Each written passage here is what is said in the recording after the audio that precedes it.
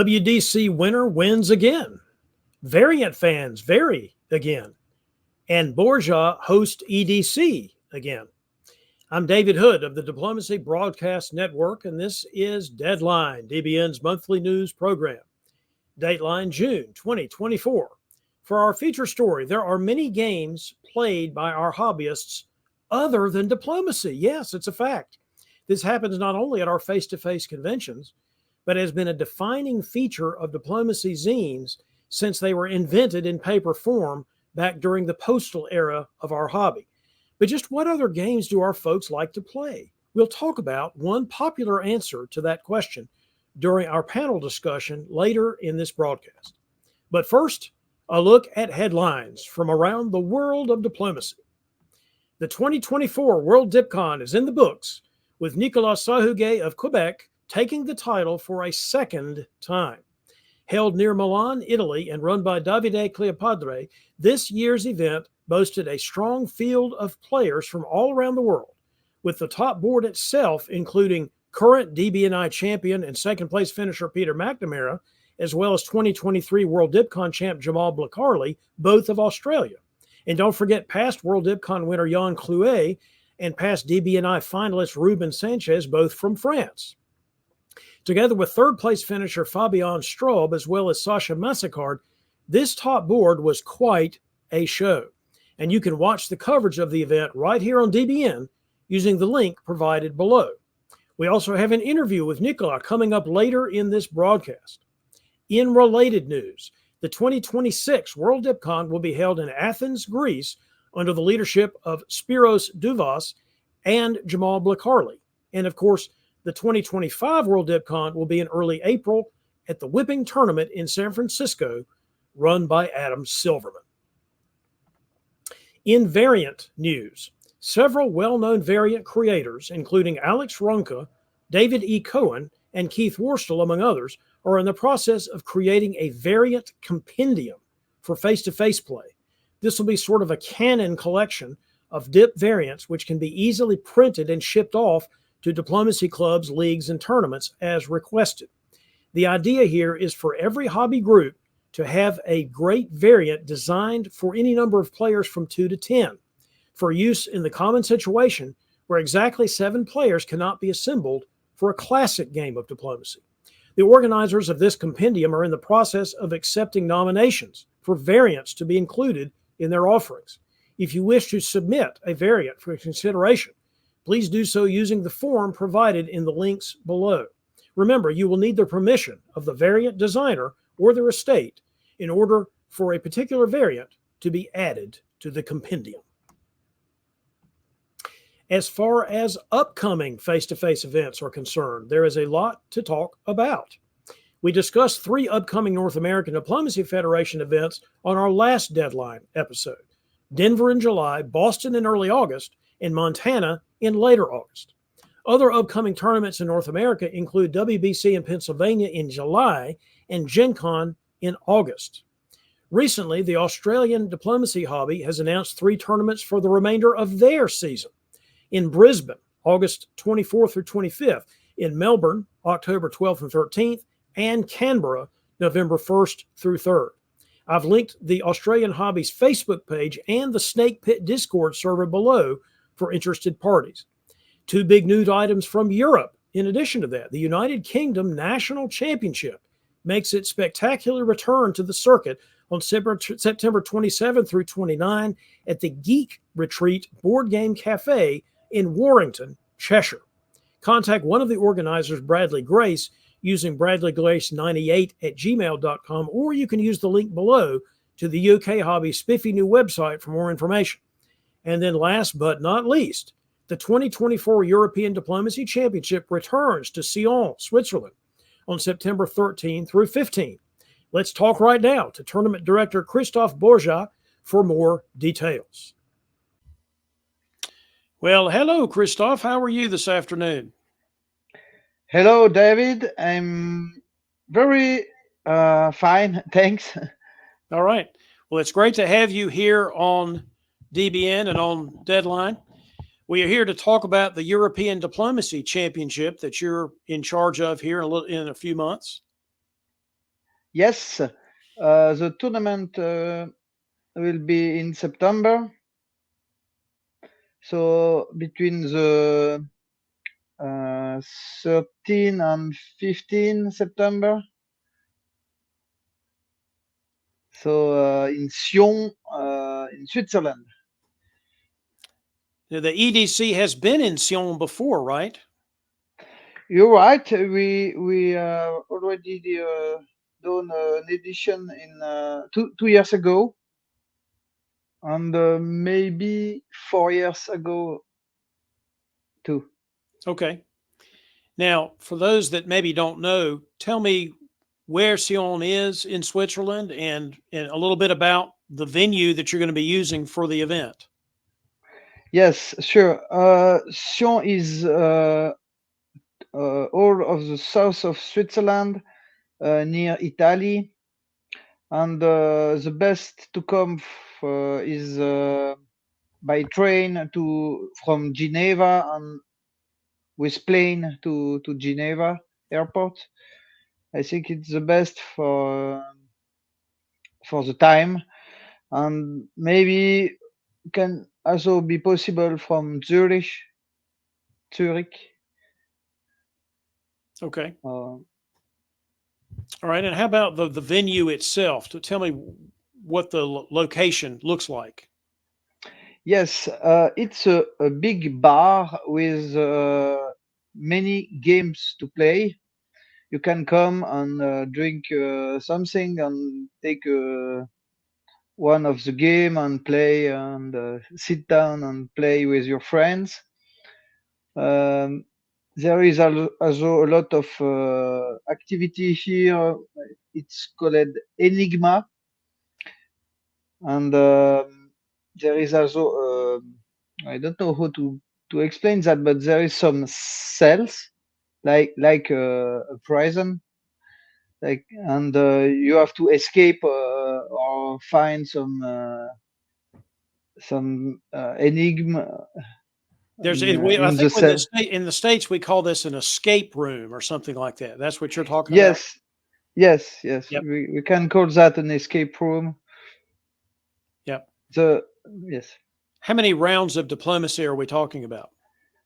we are talking about 3 round for qualification and one round on the Sunday with the top board and the other game for not for the players that are not on the 7 best.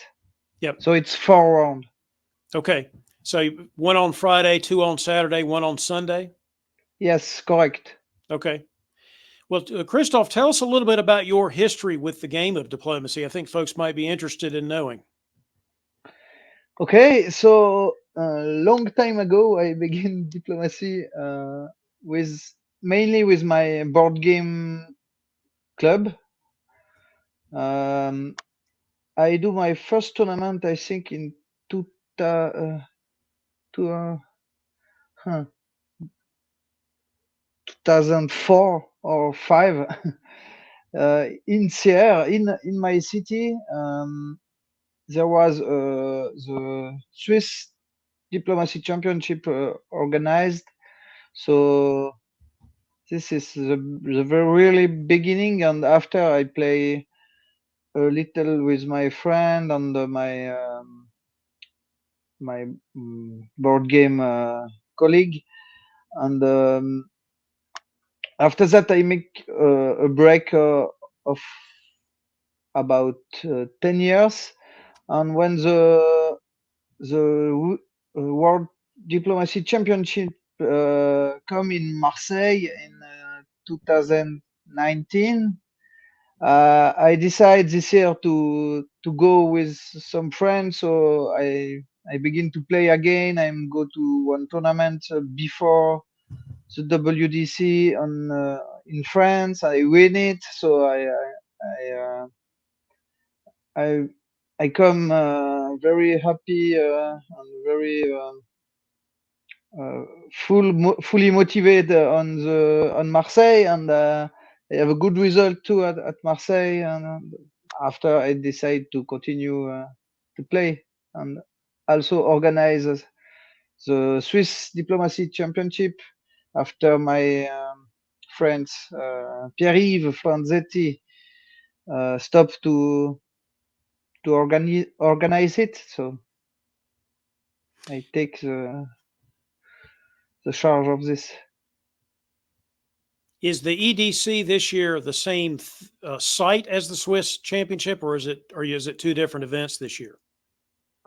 No, I think there is a lot more people coming. I have also this weekend on Milan meet a lot of people, and I have already about 20 pre-registration. So I think we can have more people than the Swiss Diplomacy Championship. Yes.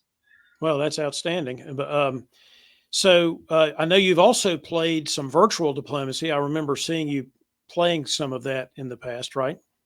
Yes, right. We have a French league that currently not exist anymore. No, we have an European league, and I play sometime in virtual. I have also played some American virtual games like didn't remember the name. The Virtual VDL, Diplomacy League. Or, we call it the VDL, the Virtual yes, Diplomacy yes, League. yes. Or the So, but are you but also more. you're also Sorry. playing in the 7 Years War League now? Is that what you're doing? Yes, yes. This is a continuous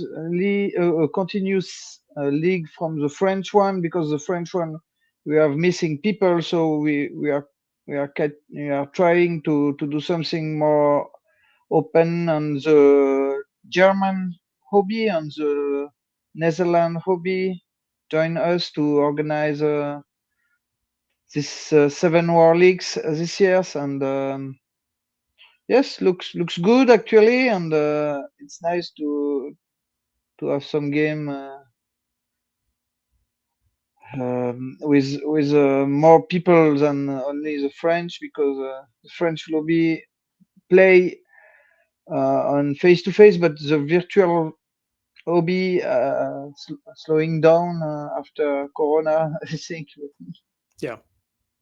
Yeah, there was a lot of impetus, a lot of emphasis on playing virtually during the pandemic lockdown, but now, the question is how will it proceed? It's doing pretty well here in the States, and I'm really glad to see the 7 Years War League develop. I think that's outstanding.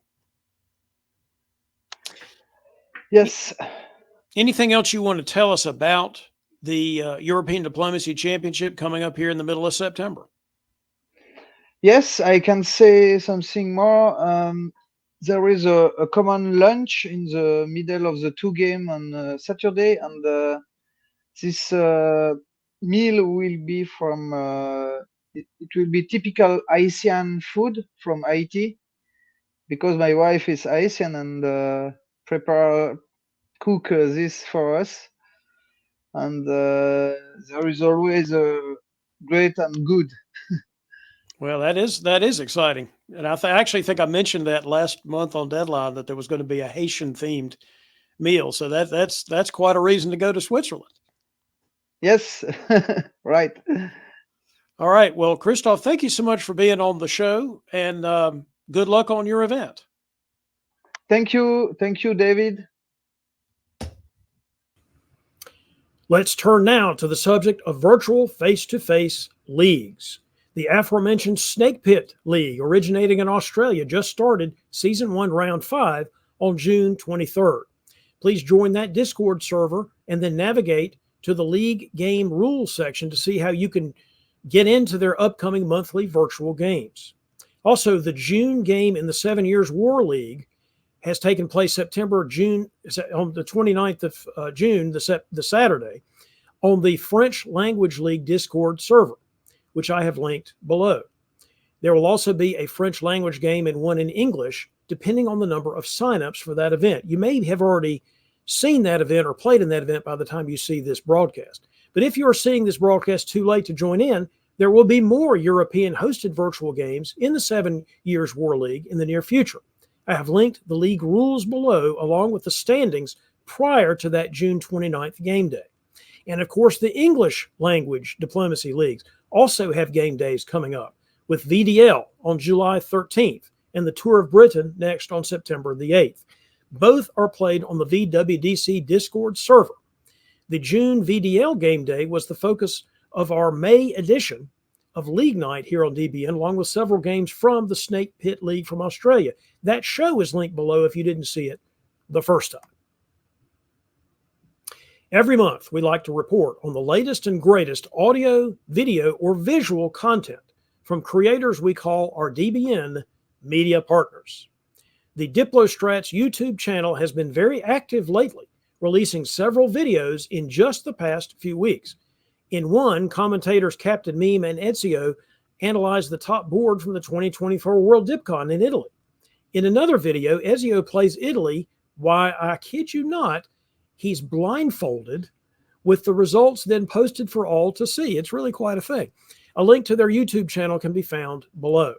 Another diplomacy-themed YouTube channel from Florida Man has also released several videos recently, including two analyzing a game of the Imperial Diplomacy variant recently played by Florida Man and featuring an interview with the variant's co-designer. Florida Man has also released a video chat with famed variant designer and all-around hobby philosopher David M. Cohen about several past articles written by Cohen, including Soloism and the Way of the Warrior. Check out these videos in the link provided below. Returning now to the world of virtual face-to-face, the 2024 Summer Classic Virtual Tournament will take place from Friday, August 2nd through Sunday, August the 4th, with a top board then about 2 weeks later on Sunday, August 18th. The exact time and date will be dependent upon who qualifies for that top board. This tournament is designed to be as international friendly as possible, with 6 rounds at various times over the weekend. Players are allowed to play in as many rounds as they like, but only your best 3 scores will count. For those new to the concept of virtual face-to-face, it involves playing a live game on the Backstabber site while using Discord audio channels for negotiation, and that's through the VWDC Discord server. Nicolas Camarites is the primary organizer this year, but could use help. So if you are interested, please contact him on the VWDC Discord server. A link to the Summer Classic announcement can be found below, and of course, we will have full coverage of this year's event right here on DBN as per usual. In more variant news, the second round of Alex Ronka's Tournament Through Time has now finished. This round took place across 3 10-player tables of the variant called Succession and Legacy, which is based on a map of Europe circa 1703. In Game 24D, they had their first solo win of the tournament. Ryan Rutledge, playing as the Kuruks, in other words, Hungarian rebels, nabbed the 18 centers necessary for victory in the variant. Since the tournament scoring system is winner-take-all, that left Cameron Higby, who played England, with 0 points, despite what would have been a very solid second place at 13 centers. In Game 24E, which was GM'd by Enoch, Jeff Pierce, playing as Russia, topped the board with 13 supply centers, and then 4 players tied for second place at 6 centers each, those being Emmett Wainwright, Jonathan Dingus, Bergerman, and Alvin Hallander. And then finally, Game 24F ended with a very close finish. Jonathan Strange topped that board after taking over mid-year for a dropped player. He had a 3-center position, started quite rough, but then was able to get up to 9 centers at the end with a 4-way tie for second at 8 centers between Adam Bagley, Eric Ealing, David Colin, and Josh Young. If you are interested in playing in this long-running variant tournament, contact me using davidhood at dixiecon.com, and I'll put you in touch with Alex, the GM. One very exciting development in diplomacy is coming from the young'uns. The inaugural Youth Diplomacy World Championship for virtual face-to-face play is scheduled to take place Saturday, July the 6th, in the VWDC Discord server. All players under 20 years of age, ranging from first-time players to, I don't know, maybe the reigning European champion may want to play, they're all encouraged to participate. The games will be year-limited to fall 1907, which means that each game will be expected to last about 4 hours total. The country assignment will take place via a Paris method, where the youngest player is the first seed, which is fun. And in case there's more than one board of players, the boards will be split into different age categories. First place on each board will be declared Virtual Youth World Champion for their age category. For more information, contact Yelta Kuiper on Discord or contact me at davidhood@dixicon.com and I will direct you to Yelta. If you have not yet joined that VWDC Discord server, I've got you a link provided in the show notes for your convenience. And now, let's enjoy the latest installment of our continuing series of interviews with tournament winners, which we call the Winner's Circle. This month, we talked to Quebec hobbyist Nicolas Sahuguet, fresh off of his victory at the face-to-face World Championships, which we called World Dipcon, which was held a few weeks ago near Milan, Italy. Nicolas, welcome back to Deadline. Thank you, David. Thank you for having me. Absolutely. We're certainly going to talk in some detail about your recent victory at the World Dipcon in Italy. But first, for those who may be new to our channel or maybe just haven't seen you before, could you give us a little of your diplomacy backstory? Yes, so I knew the game when I was pretty young, and then for a while I kind of forgot about the game, and then early 2000 when I moved to Belgium, a friend of mine told me that you could play the game online. So I started playing diplomacy online on a French website, and then I started playing a team tournament. So I had some good friends with whom I was playing and went talking about the game, and then they were telling me, oh, there are face-to-face tournaments, and so I started going there to meet the people I knew from online, and I think I got the virus. I got addicted. So about when did you start going to face-to-face events then? I think I did. I started playing in Belgium. I did a small tournament around 2002. Then there was there was a French Championship in 2003, where the online community decided to meet in real life. So we all had our a sticker with our name and with our online nickname. And so that's when I started meeting all the people in the French hobby, and I really enjoyed it, and so I wanted to go for more. Isn't it great when you do meet face-to-face with people that you've only dealt with remotely? It's just a wonderful thing to do. Yeah. It reminded me, right after the pandemic, when there was the first tournament in Carnage, and everybody started meeting people they had never met before, but it seemed that we knew each other for years, but we had never met in real life. So that was a bit the same thing. So. Yeah, I was certainly there at Carnage in 2021, feeling that same thing. It was really an amazing event. But let's go forward 3 years into your experiences at the 2024 World Dipcon. Obviously, you reached the top board of the tournament. Mm-hmm. So tell us whatever stands out to you about your preliminary rounds that took you to that top board. I mean, first, yeah, that's playing a World Dipcon with a top board. It's kind of two tournaments. First, you need to qualify, and then there is a top board. So I had like 3 very interesting games. I mean, the people who watched the DBN broadcast saw the first game. It was kind of a board of death, and there was Dan Lester was world champion 2 years ago. There was Chris Brand, another world champion. There was Andrew Goff, 3 times world champion. There was René van Rooyen, a top Dutch player. There was Robert Schuppe, also a young German player, who was great. And it was a good start because I really felt that the game was going too fast, and I had no time to write orders. But I managed to salvage second place. It was a shared top with Chris Brand, but he won on tie break. But the last turn, I tried to swindle Chris Brand by supporting him somewhere, because I thought maybe he's going to self bounce. And even if it didn't work, I just thought, okay, I'm in the right mood. I'm trying to trick people. And I remember that in 1907 games, the last turns you need to get to your bag of tricks. And then the second game, I was playing Italy. It was also a tough game because Peter McNamara was in England, Jason Masbaum in France. I managed to get the best on my side of the board, and I topped that board, so that I was already in a kind of a good position. And then the third round, I got to play France, so a country I like, and so I needed just a decent result, and so I started doing a Western triple with Alex Lebedev in England and Zoe Cameron in Germany, and at the end I managed to top the board 8-7, so I qualified. I was leading the tournament, in fact. So that was, I was in good mood. It seemed that things were going okay. They certainly were.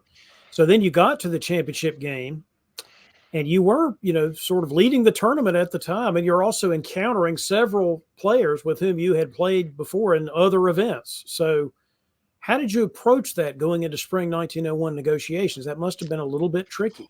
Uh, I mean, yes and no. I mean, everybody was, very. It was a very strong top board, especially people surrounding me. There was Yann Clouet, the French world champion from. He hasn't played much recently, but he's super strong. So then there was Jamal in Germany, who is, the reigning. He was at the time the reigning world champion, and then Peter McNamara in Italy. So I was surrounded by top players. So I knew that, nobody's going to target me or is going to feel that they don't belong or anything. So I just approached it in a kind of a normal way, and I tried to keep options open. I think that was my idea. I don't want to commit to an alliance in 1901. I think it's better to wait and see, and then react to what the board was doing. I think with France, you can be patient. You can wait a little bit, because at the start you have a good position. You don't really need to commit. Doesn't that play into some of your strength as a playing style anyway? The ability to sort of keep your options open and react to the situation? Yes, so that's the way I like to play, and I think that's the way I play France, and that's also maybe the reason why I'm successful with France, especially in time-limited games, because I think it's a good strategy to not to commit in 1901 to one ally, and then if things don't really go your way, then you're a bit stuck. So Well, what factors broke your way in this top board that allowed you to take the victory? I mean, you can't control everything. What broke your way? I really believe 1902, everything went exactly the way I would have liked to things to go. I mean, I tried to make this happen, but I think it was more good luck than anything else. So Germany and Russia did things that kind of were very positive for me. So Russia attacked England and took Norway in the spring of 1902, and then Germany took Sweden from Russia, and I don't think they had agreed on that in the fall of 1902. So after 1902, I had basically no enemies. France was mad at Russia for taking Norway. You mean Germany, England was mad? You mean yeah, England was mad? England was mad at Russia for taking Norway, and then Russia and Germany started fighting. So I got to get Belgium and be in the Channel, and everybody was happy with that. And so that started a very good, very easy early game for me. It certainly seemed that way from the outside. From me as an observer watching the coverage on DBN, it certainly seemed like things were breaking your way in an almost unbelievably good fashion. Yeah. So the early game, really, I mean, I was really happy. Then I managed to convoy an army to Wales. That's always opens up things. And I think until 1904, it looked like I was just dreaming that everything was going exactly my. I missed a guessing game in fall of 1903 against England, but then things went better. It was almost too easy. So the thing is, then you have to make choices. I could continue taking English centers. I could stab Germany. I could try to work with both of them, and then I think that's when when you have options, difficult strategic choices, then that's when the game started became a bit it became a bit complicated, because I was feeling that, yeah, if I make the good choice. I have a reasonable chance to win the game. But maybe I'm not doing the right thing, and I was hoping that Jamal would not take it too badly. Then I was hoping that Jan was really going to be a janissary, but you never know. I mean, if you give a little bit of space to Jan, maybe he wants to come back in the game, and his offer to be a janissary was just a way to trick you and then exert revenge. And the same thing with Jamal. I mean, I thought I could be a bit tough and get a good position against him without upsetting him too much. But you never know. Maybe he's going to be really mad, and then he's going to start throwing, or at least playing for Peter McNamara's victory. That's a bit what happened at the end of the game. So that the thing is, you don't know if you want to go for as many centers as you can, but then you upset too many people, or you try to play it more controlled, but then maybe one center is going to be missing at the end. So, well, it seemed like you did not turn Jamal into a terrible enemy, at least for most of that mid game. I understand that he helped helped Peter some at the end, but there at the stages right after 1904 didn't look like that you made a bad move or made a bad. No, I thought he was kind of.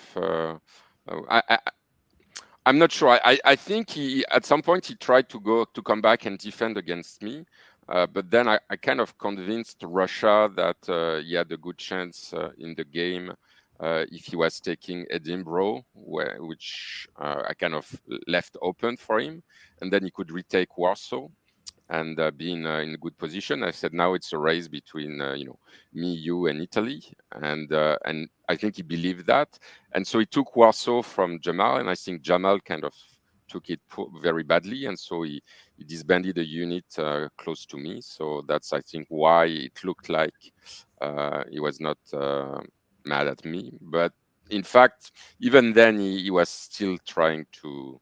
I think to make sure I was not getting too much, and diplomatically he was telling me, okay, don't take anything, and I'll help you win. But then at the end, I didn't take much against him. But then he started trying to help Peter. So it's very difficult.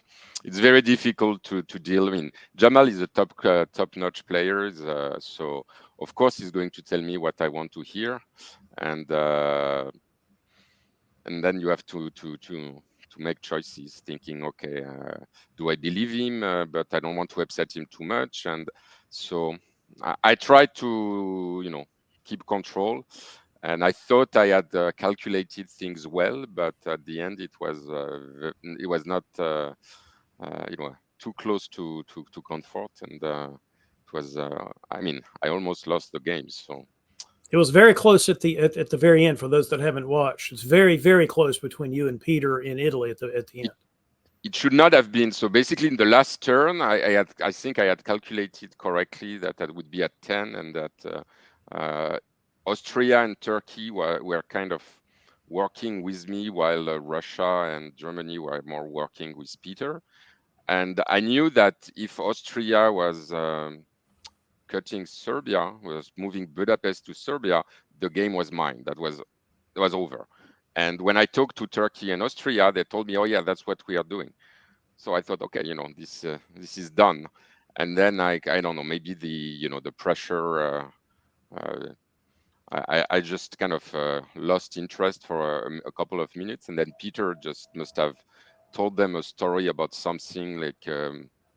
Ruben could survive by taking Romania, and then they changed their orders, and at the end it was just a guessing game between Turkey and Italy, and it could have gone the wrong way. Well, I think the position in the fall was just 100% winning if Turkey or Austria had played one move that I thought they were playing. So yeah, was a bit careless at the end, and I'm very glad that that didn't go against me, because I would have been really disappointed. Well, isn't that a good illustration, though, of how top board victories often happen? It's your relationship with the players who are not really in contention with you. It's the relationship with the smaller powers that can make all the difference in the world. It happens a lot in diplomacy in general, but certainly a top board with a limited time frame, you've got to have that relationship with the smaller powers, right?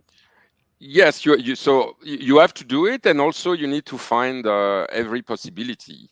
So in the spring, I let Peter go to Tunisia, and I talked to Turkey. In fact, I have to give credit to Sasha because he's the one that came up with the idea that he could get into Ionian. So he mentioned it, I think in 1907, and I said, okay, yeah, if you're in Aegean, we could try that.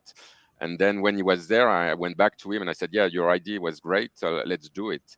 And yes, it's you need to talk to people, because talking to people, you find ideas, you find possibilities.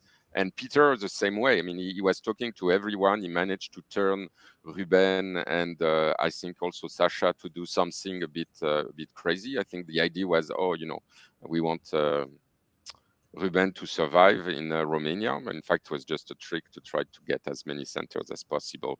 So yeah, it's important to keep talking to as many people as possible, because one unit can give a support, or one unit can cut a support, and sometimes people don't completely realize what's happening, and you can tell them to do something that looks innocuous, but can change the result of the game. So yeah, I mean, it was a good lesson that.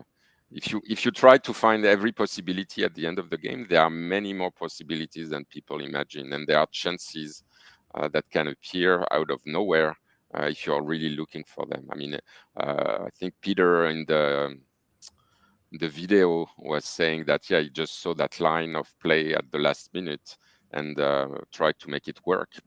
And it's not easy, but if you're not looking for them, then you'll never find them. And yeah, it could be the difference between winning a world championship and not winning a world championship. So the price of a move in these games is very, very high. Yes, and it's a pressure packed situation with a million things to do and a very Mhm. limited time to do them. It's part of the thrill and part of the agony of playing face to face high level diplomacy.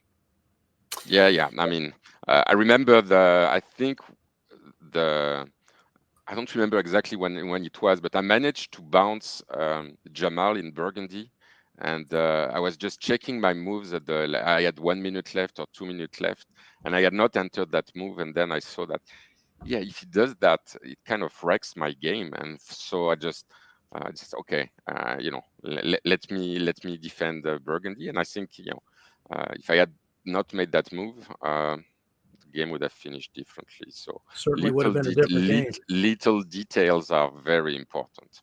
Oh, yes.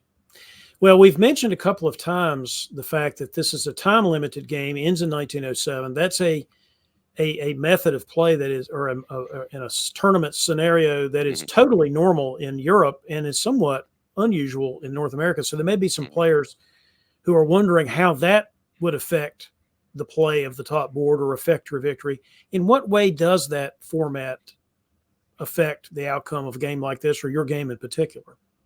I think it makes the game much more competitive, because you cannot just rely on an alliance that starts in 1901 and then you take it for as long as you can. It makes you need to talk to lots of different people, and then within an alliance, there is always the risk that somebody is just going to take advantage of the short time limit. So I remember, I think it was Brandon Fogel who is saying that in an alliance you need some hygiene, and I think in these short games, you need to be much more careful about before you open yourself to your ally and let him maybe potentially stab you. So there is a lot of alliance play, but it's much you have to be very careful, and you must not let them stab you, because in short games you cannot really recover. So, and then I think, yeah, toward the end of the game, it makes all the games very tense. You need to be very precise. You need to be very good tactically, and you need to talk to people to try to find chances for an extra dot here on an extra dot there. So it's kind of a condensed diplomacy. But I think it's a very good school for kind of high stakes game, because in high stakes games, whatever the format, toward the end of the game, there is going to be only one winner, and when there is only one winner, you need to make sure it's you.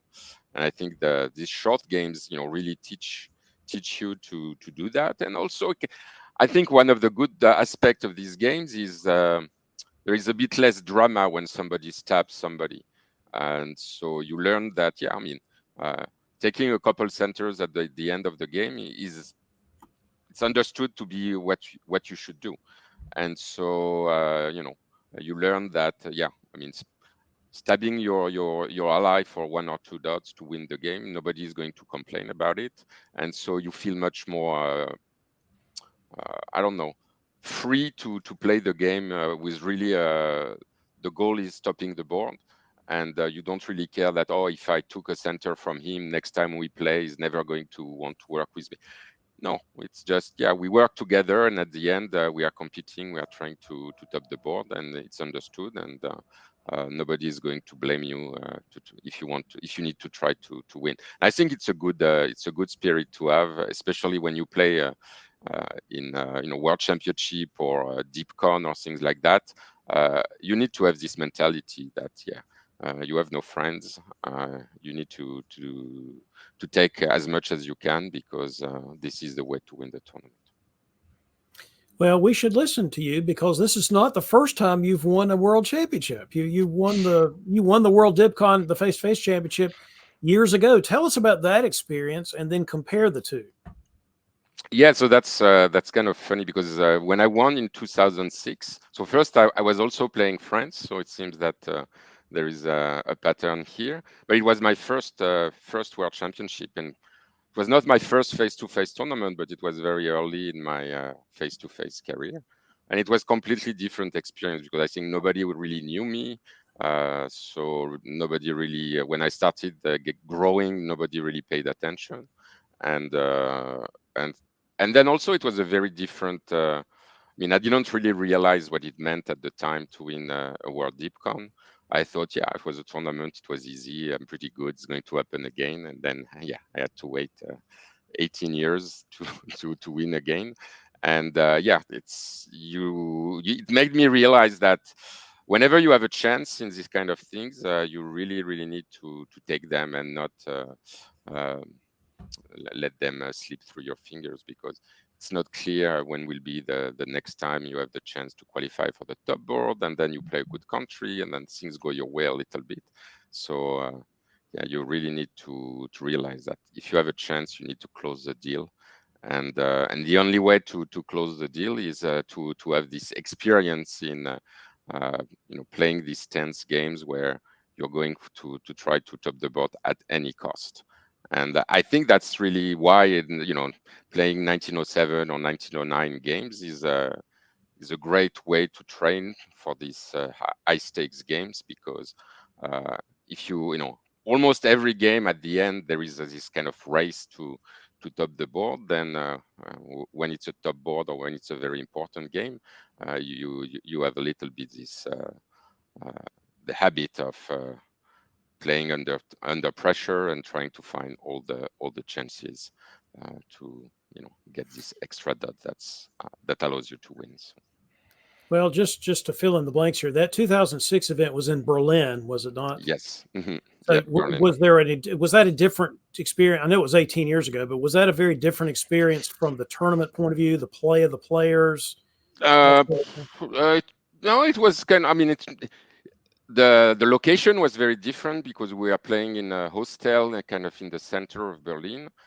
So remember, there was a round where we needed to drop, and so we could just uh, you know walk around and be in the middle of Berlin and visit. So I remember with a couple of friends, we just spent an afternoon visiting Berlin, while in Milan, where there were 4 rounds, there was no drop rounds, and it was not close to the center of the city, so it was more like diplomacy, diplomacy, diplomacy. But what is funny is that there were lots of players that were in Berlin that were also in Milan, and some of them I had not really played with them or met in 15 or 20 years. So it was really fun to meet some of these players. I mean, for example, Fabian Straub, that was playing Russia. I had met him around 2006, 2008 in a couple of tournaments, and then I had not really met him for at least 10 years, and it was really fun because I saw him, and it was like we had met yesterday, and he was mentioning things about games, and uh, he remembered that after a game I told him that he was arrogant, and then he was not very happy about it, and then I said, oh, it could have been worse. I could have told you that you were French, and he remembered that that I didn't remember that, but he was just, yeah, that was cool, and I took it as a compliment. So it was fun to just realize that, yeah, I haven't talked to him for 10 years, but just this shared diplomacy experience, and then it seems that we will be friends for life. So that's one of the really cool things of this hobby. One of the best things, I would say. Yep. Well, you're also a world champion in the virtual face-to-face arena, Mhm. having won the Virtual Diplomacy Championship back in 2021. How are the two types of events similar or different in terms of the way the board's played or the difficulty in winning the championship, for that matter? I mean, I think it's basically the same field, the same quality of players, and it's as hard to win face to face or win a virtual event. I think the human component, the fact that you don't see people, you don't talk to people, you don't interact with people, makes it a bit different. I think it's much more fun to play face to face and see the people, to try to guess whether they are lying to you or not, and then at the end of the game, you talk, you celebrate, you commiserate, and in the virtual world, I think it's a bit lacking. And I mean, during the pandemic, it was kind of the only way to play, so it was really great. But given the opportunity, I really much prefer the face-to-face experience, because even if you lose, especially if you lose, in fact, I think it's a bit miserable to lose virtual games, because at the end of the game, you're just alone in front of your screen. Why in face-to-face tournament, even if you lose, I mean, then that's when the fun starts. You go to restaurants and you keep drinking, you keep talking, you keep meeting people you haven't met for years, and so it's much more social experience, and it's really fun. Okay, yeah, it certainly is. All right, so as a three-time world champ, you are in a good position to tell all those aspiring winners out there how they might need to improve their game, not only to put themselves in a position to win, but also how to take that last step from good player to championship player. So educate us. What do people need to do? I think I mentioned already a few things. I mean, especially for the North American players, um, time unlimited tournaments are kind of stamina contest, where if you really play long games, you get tired, and that gives the incentive to just say, okay, let me make an alliance, and then we will share the top in 1906 or 1907 and vote a draw, because this gives me a good result, and then we can go and socialize. And but you lose a little bit this learning experience to try to win at all costs at the end of the game. And I think that especially some North American players, they need to practice a little bit that, because I think they have all the skills, the understanding of the game is there, but if you become a little bit complacent and you say, oh, I don't want to have conflict, I just want to maintain relationship, you can have this kind of virtuous circle, say, oh yeah, I want to win diplomatically, but then you never learn to say, oh yeah, he's my friend, but I can take two centers. I should take two centers because this is what the position requires, and this is what I need to win the tournament. So I think getting in the mood that, yeah, I have to practice for these big events where maybe I won't know everybody, and so I won't be able to just rely on my friends to make kind of Care Bear alliances. And also in these big tournaments, yeah, you think they are your friends, but then they also want to win, so maybe you can get disappointing. So I think getting this into this habit of playing a little bit more competitively might be the way to try to train. But There are different tournaments. There are different ways of playing. I don't think I want to argue that my way or my advice is the advice to follow. But I think you need to learn that when you want to make a move, if you are not practice that, then you hesitate. You say, oh, maybe next turn, or maybe, and then you never do it. And to win a big tournament, usually there is a point in the tournament where you will need to make a move. In short, time limited game, it's obvious, but even in time unlimited games, sometimes, the stab is there, and if you want to have this big result, 15 centers or 16 centers, or maybe a shot at the solo, you need to not hesitate and just say, okay, this is my time, let's do it. And if you haven't done it before, then you're going to hesitate. You're going to say, oh, I don't have time to write all the moves for the stab or whatever. And then you say, oh, maybe next turn. And then next turn, the stab is not as good. And you missed your chance for a big score. Well, that's good advice. Watching other players in top level games, have you learned from that, from watching how other players do things? Oh yeah, I mean, every time you play a game, you just think, oh yeah, there is something to learn. I mean, for example, I mean, I've played. It was my first game with Jamal in face to face. I had played him virtually, and what's amazing is the amount of energy he has. He's always talking, always proposing things, and I before the tournament, I thought, I need to be a bit like Jamal and try to be a bit more energetic. And so that's something that, and also Peter. I mean, we talked about it. He keeps looking for chances. This is also a bit my style, but just looking at him fight till the end and try to get this extra dot, even if 99% of the players would think that there is no chance. He found a chance, and so that's also something that that's a bit my style. But to be reminded that you should always look for chances, and maybe somebody forgot something, or somebody is not going to do what's the best moves, and if you do things, you just have a chance then. And also, I mean, just looking at some of the people, the players who had a difficult game. I know, Ruben defended like crazy the whole game. He tried to outguess Peter, or at least try to pose him as many problems as possible. And also Sasha in Turkey, at some point he was at one center and kept fighting. And in fact, I just realized, relooking at the game, that if he had ordered the fleet to Bulgaria, he would have finished at 5 centers, and he would have finished third in the tournament. Well, at some point he was at 1 center, and everybody thought, okay, he's going to be the first to be eliminated. So keep fighting, and good things can happen. And I think this fighting spirit is, it's sometimes it's easy to say, oh, my game started poorly, let me give up, and there is another game coming.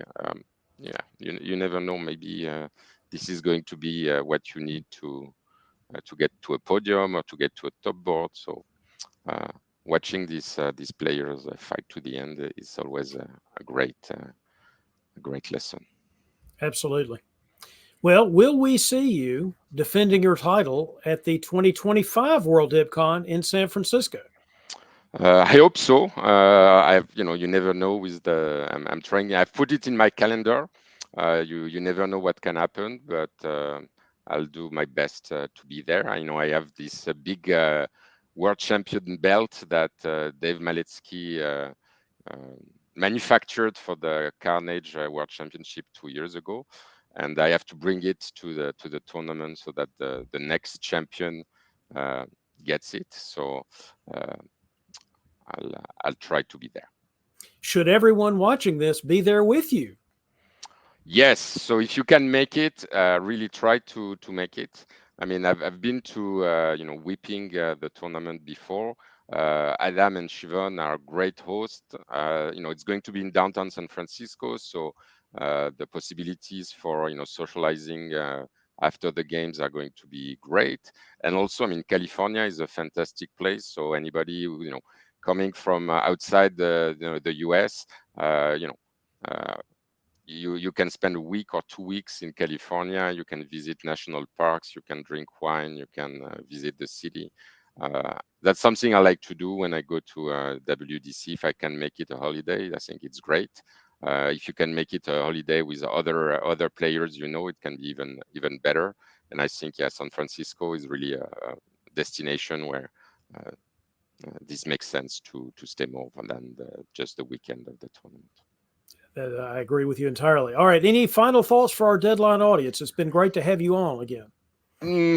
No, I mean, I'm quite happy to have won this World Championship, and I hope that the diplomacy. I've seen that there were lots of young players playing virtually, and I hope they will have the possibility to join the face-to-face hobby, because this tournament made me realize that some of the people I've met like almost 20 years ago now, it's so much fun to see them after a while. And so the earlier you start creating these diplomatic friendships, the better they will be when you're a bit older, and you go to tournaments and you just even if your results are not great, just having a weekend between old friends, it's really great. I mean, the tournament in Milan, there were lots of old timers from Europe, and it was kind of, I mean, the tournament and the competition were great, but just the camaraderie and just seeing all these people was just fantastic. So. Come and join the hobby, because 10 years or 20 years from now, it's you're going to think, oh yeah, this is one of the best thing I've ever done to join this, and make friends from everywhere in the world, and very different walks of life. You have people who do very different things, and it's really good, especially in this world where we more and more we talk to people that look like us, that think like us. Meeting people from all over the world, from different walks of life, different experiences, different ages also. I mean, it was really fun to have some very young Dutch and German players. You feel okay. It's not just old people playing a game. It's great. It really is. Thank you for being on the show. That's a great place to leave it, and I'll see you around the next tournament. And now it's time for a segment of our show which we call What to Play. As much as we all love diplomacy, it's not the only board game that members of our hobby enjoy. Very often at diplomacy events, those not needed to fill boards, or those removed from their boards involuntarily by their fellow players, will be seen enjoying plenty of other board games. So what other games do diplomacy fans tend to prefer? Sometimes the answer has been other multiplayer games with some level of negotiation or diplomatic interchange. A very popular example over the last 15 years or so in our hobby has been GMT's game Here I Stand, which is a 6-player recreation of the 16th century European history events of the Renaissance, the Reformation, and the exploration of the Western Hemisphere. So let's discuss the game Here I Stand with this month's panel. Here I Stand players John Riston and Davide Piazzoli, as well as longtime face-to-face diplomacy player Peter Jurgen. Hey, fellows, welcome to Deadline. All right, let's start with you, John. Tell us a little bit about where you live, what you do, and when you started playing Here I Stand. Yeah, I'm in Virginia, United States. I'm a computer programmer, and I started playing in 2013 at the World Board Gaming Championships. I met Ed there, and that's where I was introduced to this game, and I've been hooked ever since. And when you say Ed, I just want to make sure everyone understands that's Ed Beach, the creator of this game and some other games as well. Correct. All right, John, thank you for that. All right, David, how about you? Tell us about yourself. So I'm a high school teacher. I teach mathematics and physics, and I live in Milan, Italy. And I was introduced to the game by my local group of friends, among which there is Daniel Squindo, who is in our group of heroes and players. Great.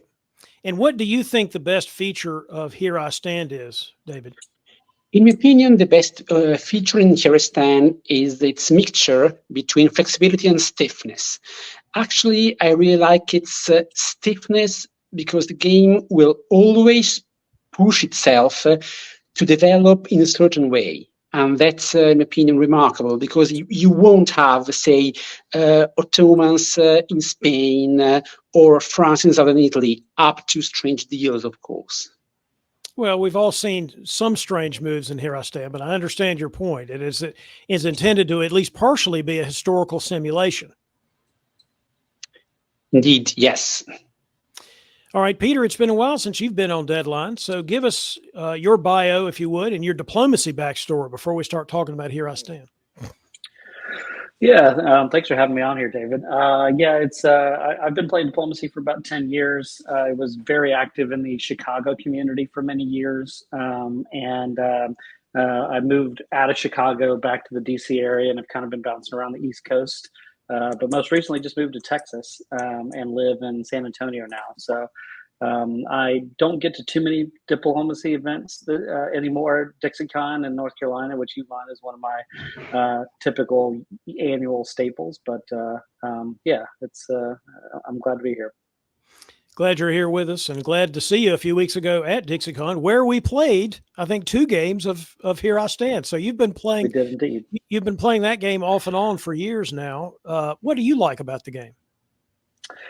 I like the game. I mean, there's a lot of nuance to playing the different powers, there's a lot of playability in the sense that no 2 games are ever really alike in Here I Stand, even though there's structural sort of historical paths that you would normally go down. You still have some flexibility to kind of to pick and choose your own direction in the game. Sometimes to your own demise, but at least it's there. Yeah, true enough. All right, David, back to you. Some of those watching, or some people watching this show, don't know anything about Here I Stand. So give us a little flavor of the gameplay. In other words, what do you do with your power, and how do you get victory points in the game, just generally speaking? So the simplest way of describing the game is each player in a row plays a card to do things. Of course, the ultimate goal, which is going to happen not in one card, but actually across perhaps even 2, 3, 4, 12 cards, time span, is that you gain VP, which is victory points. You win the game when you have the most victory points, and you have at least 25. There are some subtle other ways of winning the game, but let's just suppose right now that you win the game at 25 victory points. Well, what's interesting in Here I Stand is that each power starts with a certain amount of victory points, and some victory points are easier to achieve than other ones, and at some point you reach a barrier. And after this barrier, it's going to be hard to win new victory points, and you need to betray people or do you actually push the game a bit. Yeah, and there's certain special victory points that one might get depending on what power one might be playing. Like my personal favorite, the pregnancy table, where the English get victory points for getting a healthy male heir, and sometimes an unhealthy heir. The Ottomans get victory points for piracy, that sort of thing. I mean, Here I Stand has asymmetric victory points, which is one of its best features, perhaps, which is having that each power can get victory points in its pretty unique way. I mean, after all, each power gets victory points when it gets key, which after all reflects that the more territorial gains a power makes, the more power and closer to victory the state is. But after all, each one has its own ways of building up and being proven to be powerful in some way.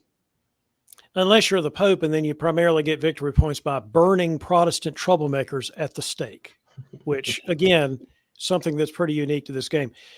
Peter, the game involves both moving pieces on the board as well as playing cards from your hand, as David just said.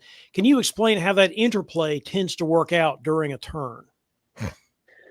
Well, at the beginning of each turn, each power gets a certain number of cards, and the number of cards you get varies depending on the power and obviously depending on your state, the state of the board, and how well you're doing in the game.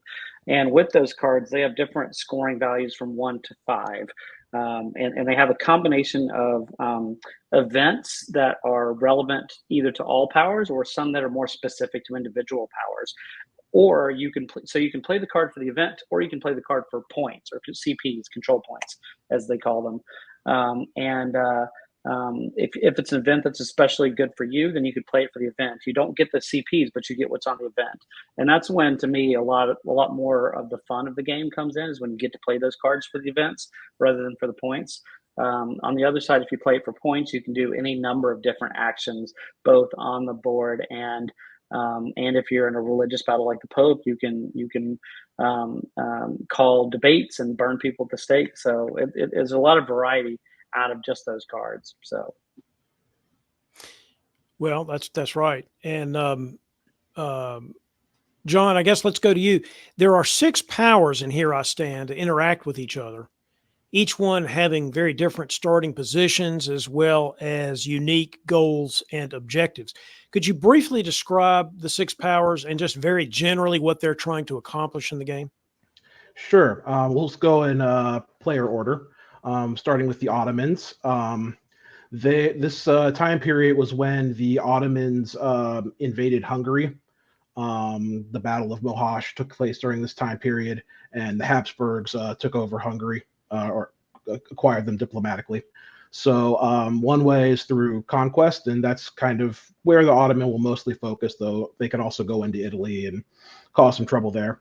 Their other main way of getting victory points is through piracy. So you would launch your corsairs into the Mediterranean, and you can get both points and cards that way. So those are the 2 main things that the Ottomans want to do. The Habsburgs are the second power, and they kind of touch all the other powers. So if there are any players that are picking this up for the first time, don't play the Habsburgs.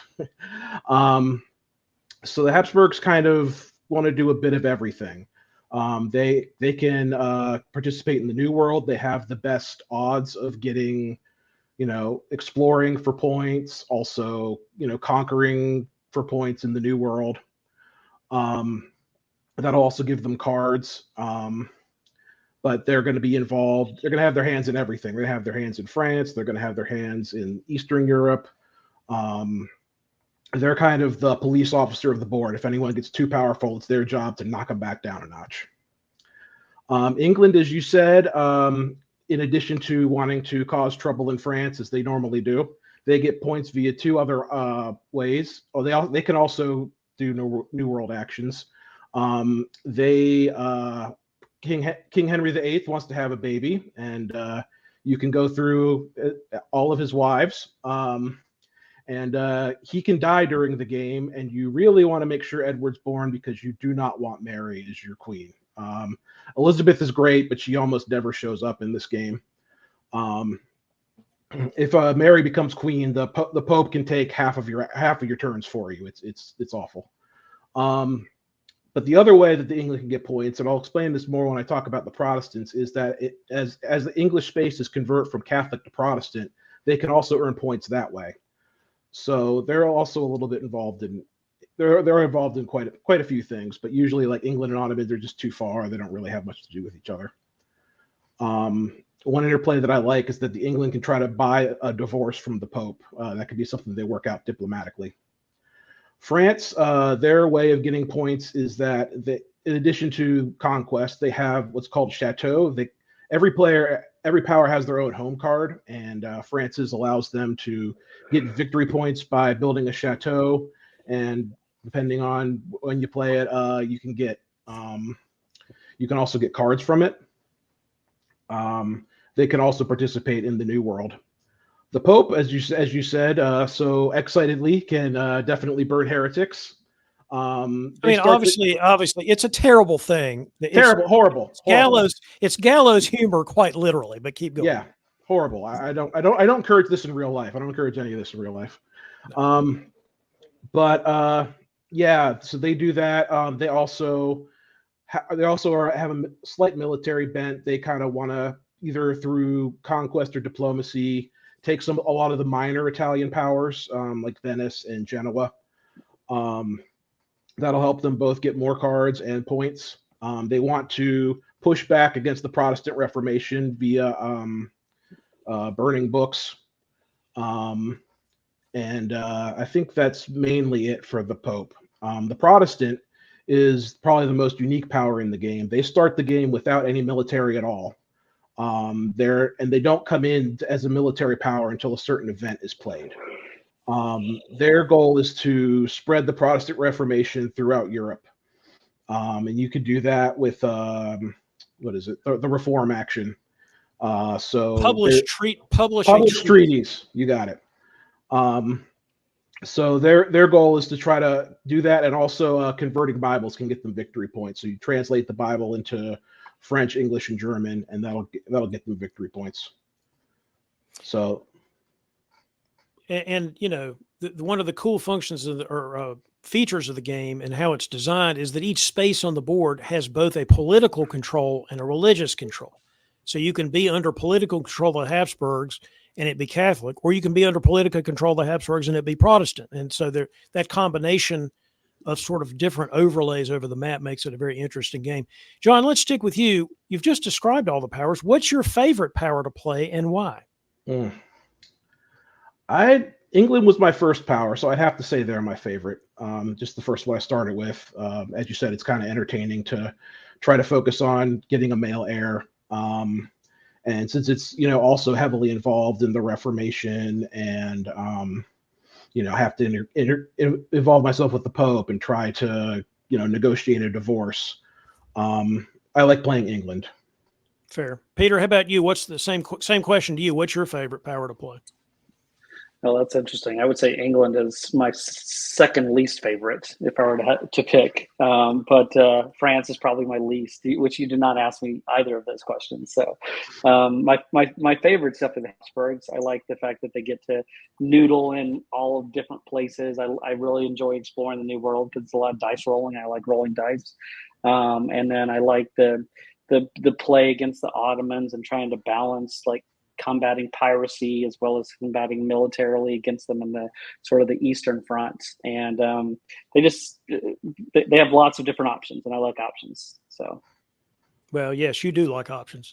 David, how about you? What's your favorite? My favorite one is the papacy. I know it's I'm gonna be a bit against the mainstream. The papacy is great just because you are trying to win an impossible challenge. I like that with the papacy, you need to trust there will be a tomorrow, which is not trivial because the game is easy to end in turns 3 or 4, which is awful for the papacy. And so you want to trust that to be tomorrow, and you need, as the papacy in the first turns, to be this kind of evil Roman politician who is trying to control the whole of Europe diplomacy. You need to be the powerless center of European diplomacy. And after that, in turn 5 or 6, you explode, and the Counter-Reformation with Pope Farnese, you start being very powerful and burning. And, if Mary comes, it's even better. So, yeah, it's a great challenge. And you need to bet, to gamble on a number of things after all. So you like to be an evil power in control of things with optimism, with hope for the future. That's quite a combination. That is quite a combination. All right, Peter, you and I certainly know a lot of diplomacy players who like Here I Stand. Why do you think that is?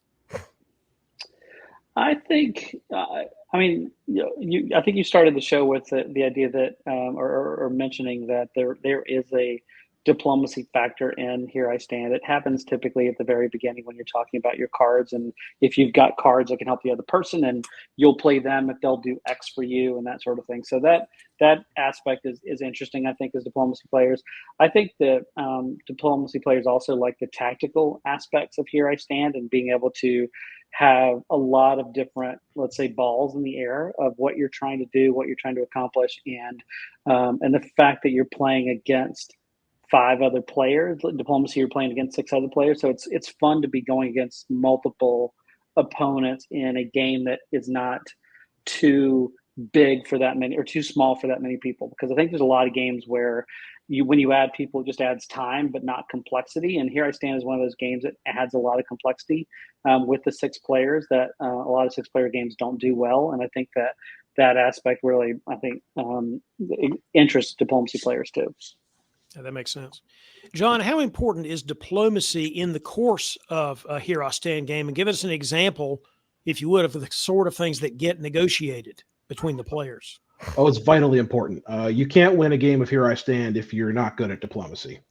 There are 2 kinds of deals that you can make. There are deals that are strictly enforced, that by the rules they'll happen immediately, and you have to complete them.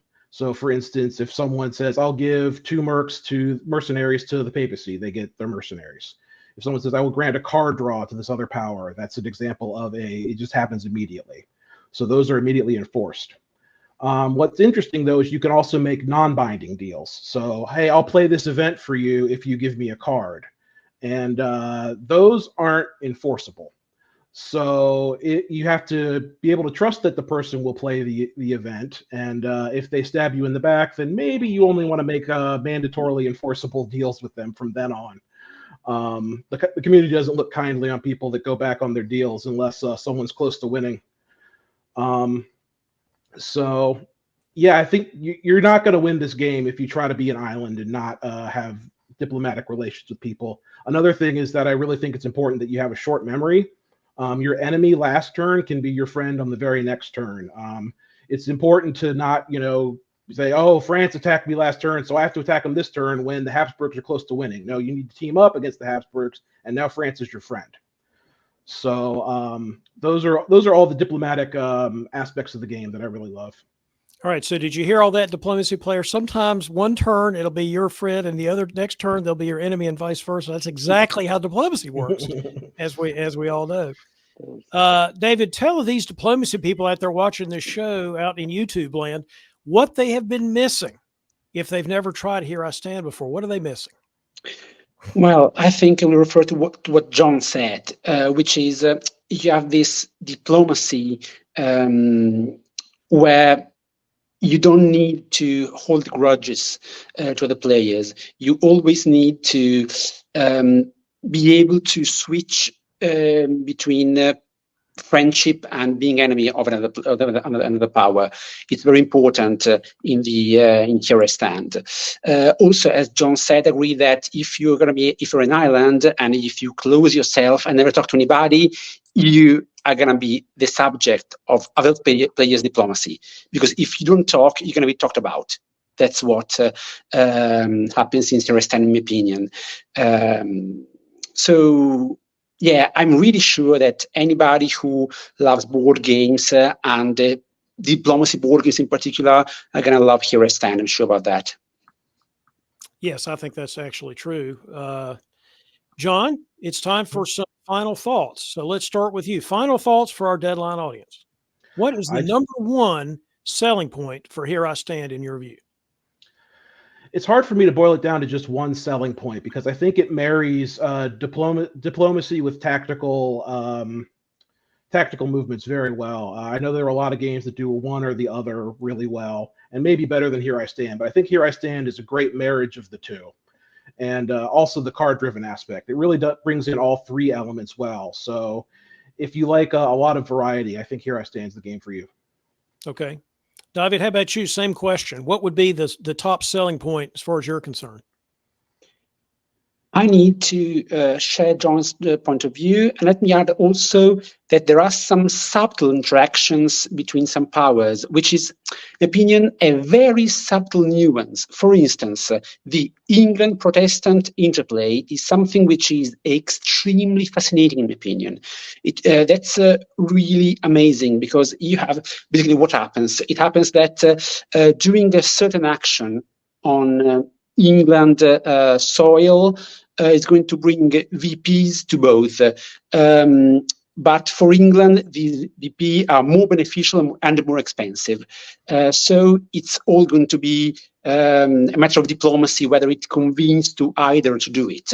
And in my opinion, it's amazing, which is VPs which account for two powers. You know, we had 4 panelists and now we got 5. And there's absolutely nothing. There's absolutely nothing wrong with that. Peter, bring us home here. What's your pitch on why diplomacy players should try Here I Stand, and vice versa, for that matter? Well, first of all, I would just like to applaud John's like stoic camera behavior when the cat came in and then slowly jumped on his back. I tried to keep him off. I tried to keep him off camera, but he will just not be denied. No reason. It's just totally fine. Totally fine. I would say my favorite aspect, and what I would say is a really good reason to play the game, is the uniqueness of the religious wars with the political aspect of the game. I haven't come across that in any other game before. I've played a lot of board games, and I've seen different sort of like types of sub games within a larger game try to be done, but usually one of them's getting lip service and the other one's kind of the main part. Like there's no lip service. There's a religious game, there's a political game, and every now and then they intersect. And I think that's a really unique aspect that you can't experience unless you play Here I Stand. So yeah, that's one of the many things that Ed Beach was genius at, was combining those two aspects of the game, as well as making a game that is a great historical simulation. I've learned so much about 16th century Europe by playing this game, but it's also a really fun game. And those things are hard to marry sometimes. Having something that's actually historically interesting or historical recreation or whatever simulation, but also a really playable game.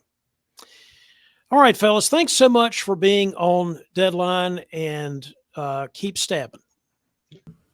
Thanks to all of you watching at home. We hope you have enjoyed this broadcast of Deadline.